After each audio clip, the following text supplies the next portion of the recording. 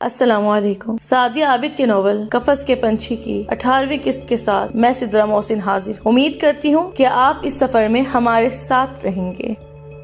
موم، وہ روز ان کے کمرے میں آتا تھا مگر مخاطب آج کیا تھا کہ وہ ان سے بات کرنا چاہتا تھا، ورنہ روز گھنٹہ 2 گھنٹہ خاموشی سے ان کے پاس بیٹھ کر چلا جاتا تھا۔ موم، آپ ان سے ناراض؟ میں آپ کی ناراضگی چاہوں تو بھی دور نہیں کر سکتا۔ میں جانتا ہوں آپ مجھے نہ سن کر بھی سن رہی ہیں، اور میں آپ سے بہت ساری باتیں کرنا، جرم کا اعتراف کرنا چاہتا ہوں۔ وہ مصنوعی سہاروں پر ساکت لیٹی تھی۔ وہ ان کا ہاتھ تھامے دھیمے لہجے میں بول رہا تھا، کیونکہ میں بہت تھک گیا ہوں، اپنی نظروں سے گر گیا ہوں۔ میں نے کتنی ہی معصوم زندگیاں دوستی اور محبت کے نام پر برباد کر دی۔ میں نے عورت کو کبھی قابل احترام سمجھا ہی نہیں، صرف استعمال کی شے سمجھا، تسکین کا سامان، اور اس سے زیادہ عورت کی کوئی وقت ہی نہیں تھی میری نگاہ میں۔ اور جب میں نے اس لڑکی کو دیکھا، اسے اپنی ذہنیت کے مطابق آفر کی، اس کا کانپتا لہجہ، اہانت کے احساس سے تب اٹھنے والے چہرے کا تاثر، آنکھوں کی بے بسی، میں فراموش نہیں کر پاتا۔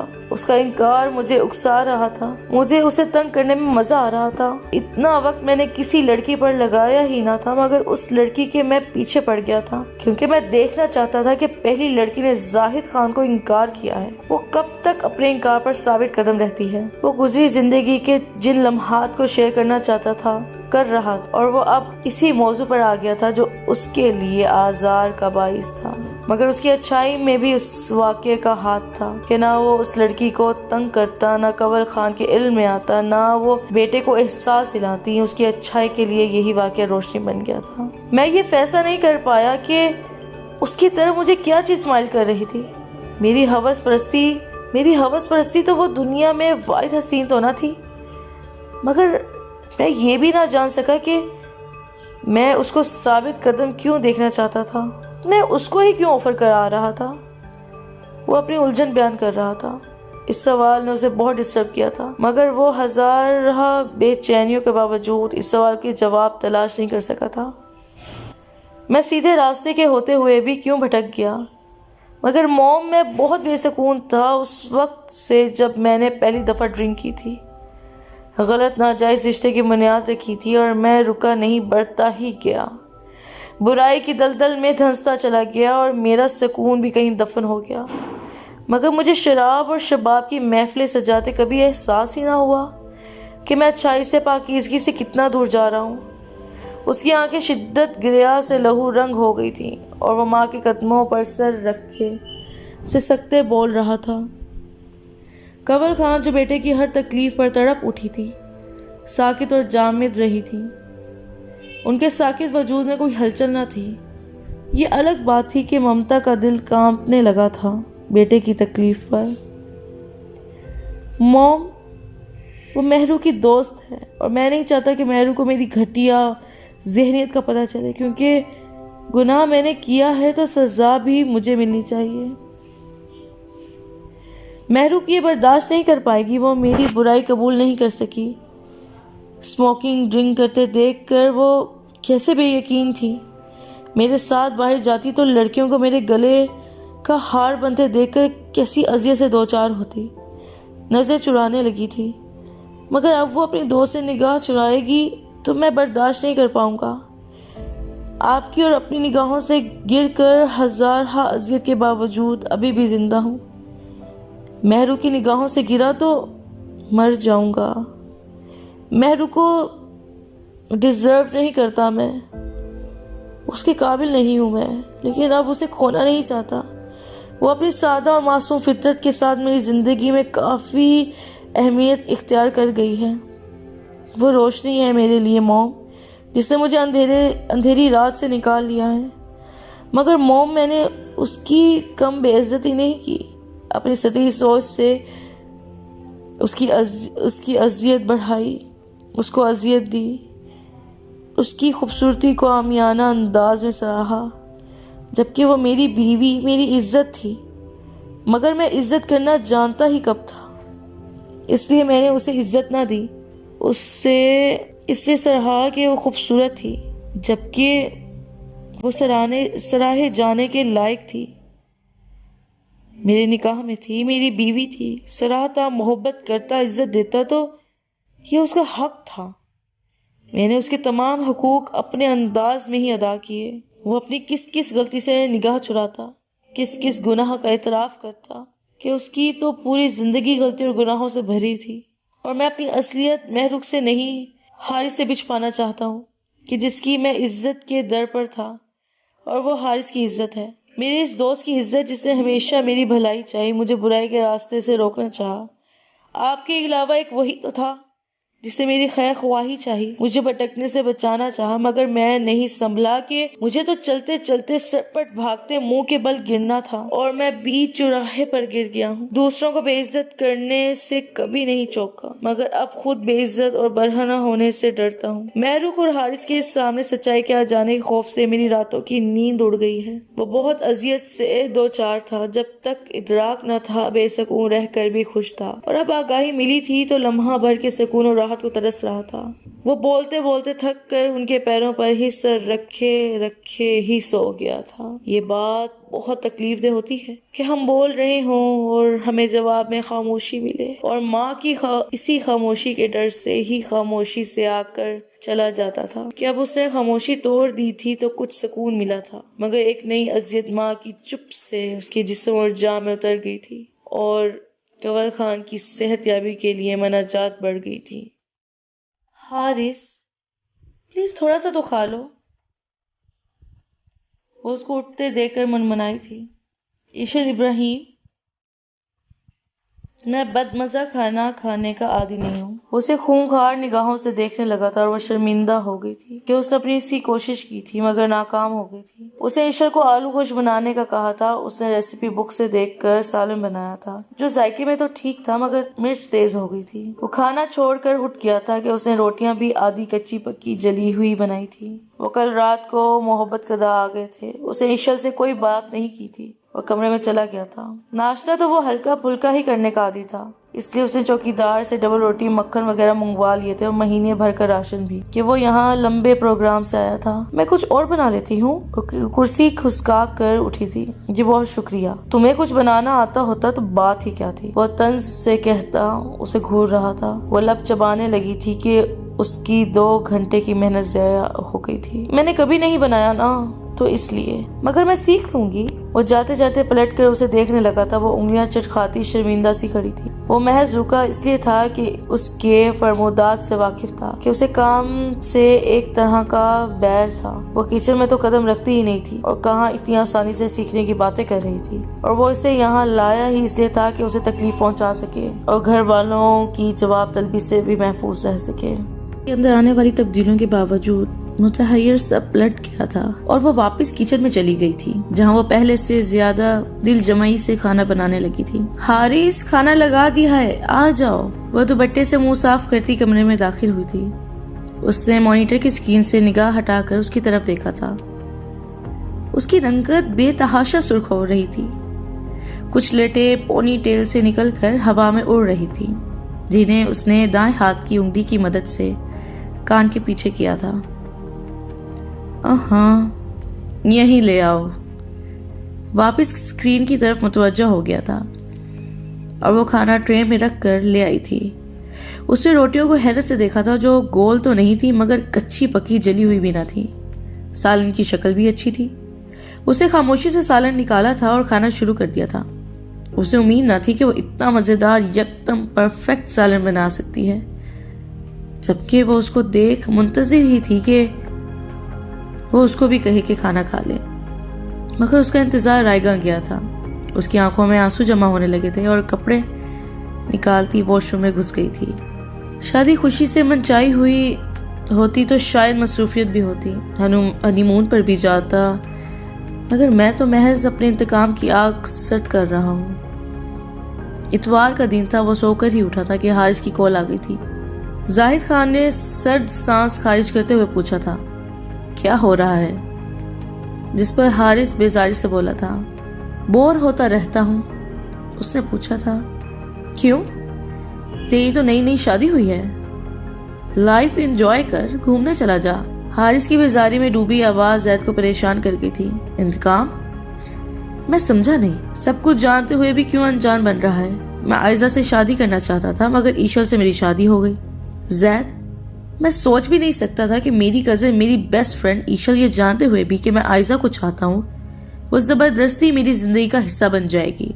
उसकी जहर में डूबी आवाज जाहिद खान को सुन कर गई थी। दुनिया दिखावे को मेरा नाम उसके नाम के साथ लग गया है, मगर उससे मैं सारी जिंदगी तृष्णा ही रखूंगा। वो अपनी मोहब्बत को पा लेने के बाद भी प्यासी ही रहेगी। मैं दुखी हूँ, हिजर काट रहा हूँ, तो वो कैसे खुशी खुशी वसल के गीत गा सकती है। उसकी जिंदगी अज़ाब बना दूंगा।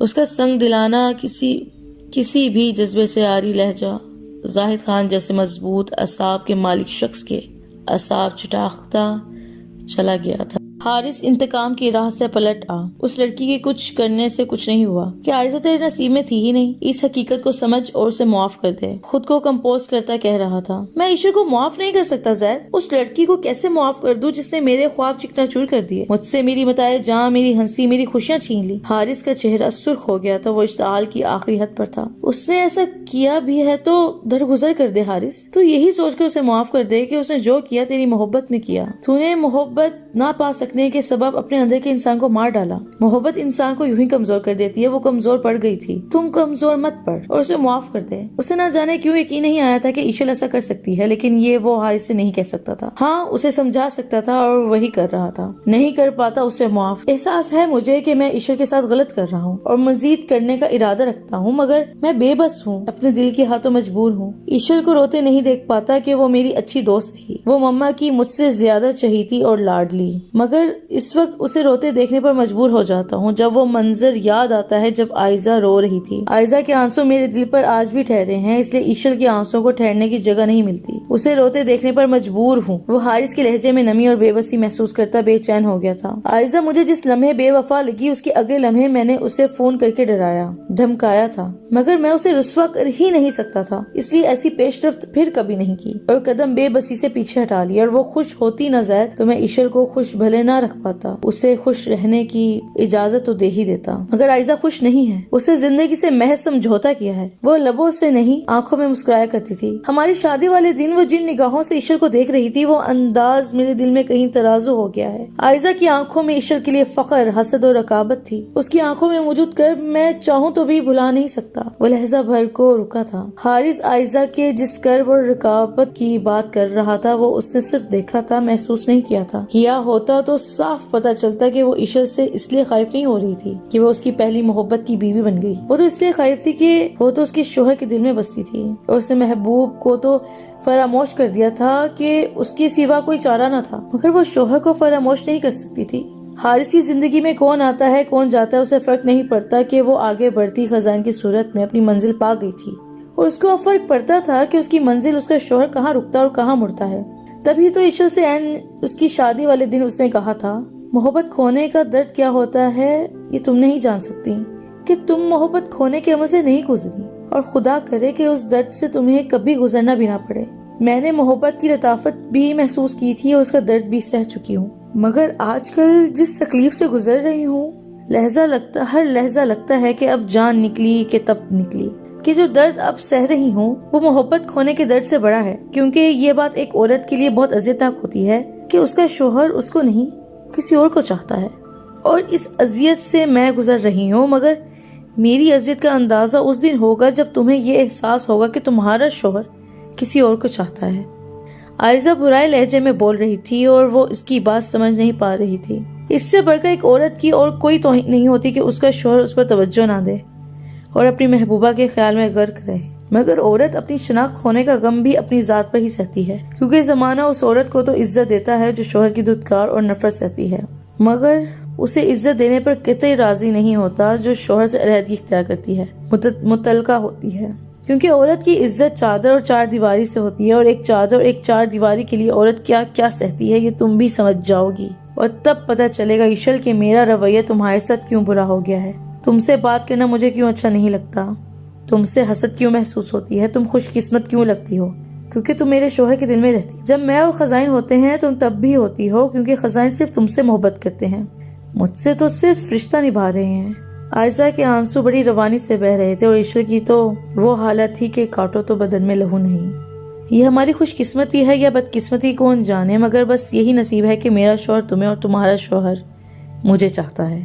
اور یہ بات قابل دکھ ہے تو قابل توہین بھی ہے کہ عورت تو یہ برداشت نہیں کر پاتی کہ اس پر اس کے محرم، اس کے شوہر کے علاوہ کسی اور کی نظر اٹھے، ٹھہرے، توصیف بیان کرے۔ خزائن کا تمہیں دیکھنا مجھے اذیت دیتا ہے تو حارث کا مجھے دیکھنا بھی مجھے اذیت دیتا ہے کہ میں صرف اپنے شوہر کی نگاہ کے حصار میں رہنا چاہتی ہوں، اور یہ اذیت تمہارا بھی نصیب ہے کہ تم جو اعلیٰ خاندان میں پیدا ہوئی اور جس کا نام و نشان مجھے خود بھی معلوم نہیں۔ ہم دونوں ایک سا نصیب رکھتی ہیں۔ میں یہ سب بڑی مامی سے کہتی ہے اگر مجھے اپنی عزت نفس عزیز نہ ہوتی۔ عائزہ اپنے آنسو صاف کرتی پلٹ گئی تھی اور اس کی باتوں کی تلخ حقیقت وقت نے عشل پر ثابت کر دی تھی کہ وہ اسے خوف سے تو حارث سے، اپنی محبت سے دستبردار ہو رہی تھی، لیکن قسمت اور وہی کرب مجھے عشل کو کرب سے دو چار کرنے پر مجبور کرتا ہے، اس لیے میں عشل کو تنہا کر دینا چاہتا ہوں۔ وہ لہجہ بھر کی خاموشی کے بعد پھر بولنے لگا تھا۔ حارث جن کے اپنے دل ٹوٹے ہوئے ہو نا، وہ دل جوڑنے کی کوشش کرتے ہیں، دل توڑنے والوں میں شامل نہیں ہوتے۔ وہ اسے نرمی سے سمجھا رہا تھا۔ واقعی بدل گیا ہے زید، اسے قائل ہونا ہی نہیں تھا، اس لیے موضوع بدل رہا تھا۔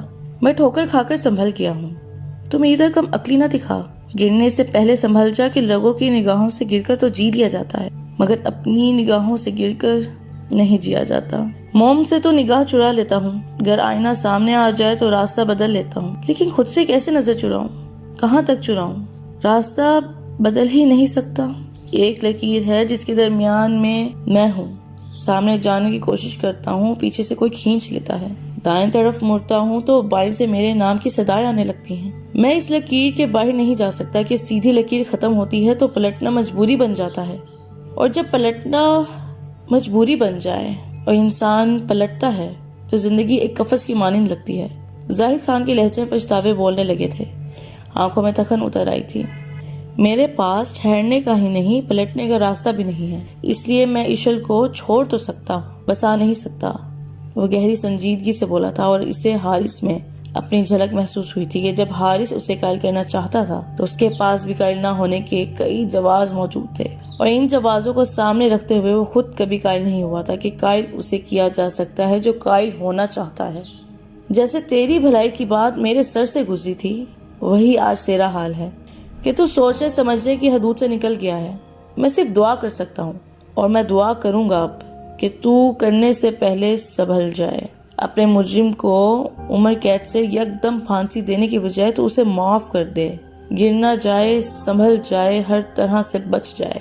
اس کا اشارہ ظلم اور طلاق یعنی قفس اور رہائی کی طرف تھا۔ زاہد خان حقیقی معنوں میں مضطرب تھا، عشل کے لیے، اس کی خوشیوں کے لیے دعا گو تھا کہ حارث کے انداز میں اسے نرمی کی جھلک تک محسوس نہ کی تھی۔ اب اسے آخری امید اللہ سے تھی کہ وہ سوچ رہا تھا کہ شاید اس طرح اپنا کفارہ ادا کر سکے، اسی لیے وہ جب بھی دعا کے لیے ہاتھ بلند کرتا پہلے عشل کی خیر خواہی، اس کی خوشیاں، اس کی آسودگی طلب کرتا، پھر کہیں جا کر اپنے لیے دست سوال بلند کرتا ہے۔ عشل عودی سے شرمندہ تھا، اسے معافی مانگنا چاہتا تھا مگر فی الحال ایسا کوئی موقع اسے میسر نہیں آ سکا، اس لیے اس نے اسے دعاؤں میں شامل کر لیا تھا، یہ جانے بغیر کہ بعض لوگوں کے مقدر کی سیاہی دعاؤں سے بھی نہیں جاتی۔ اور اسی کے ساتھ سعدیہ عابد کی بہترین ناول قفس کے پنچھی کی 18ویں قسط اختتام پذیر ہوتی ہے۔ 19ویں قسط کے ساتھ انشاءاللہ جلد حاضر ہوں گے۔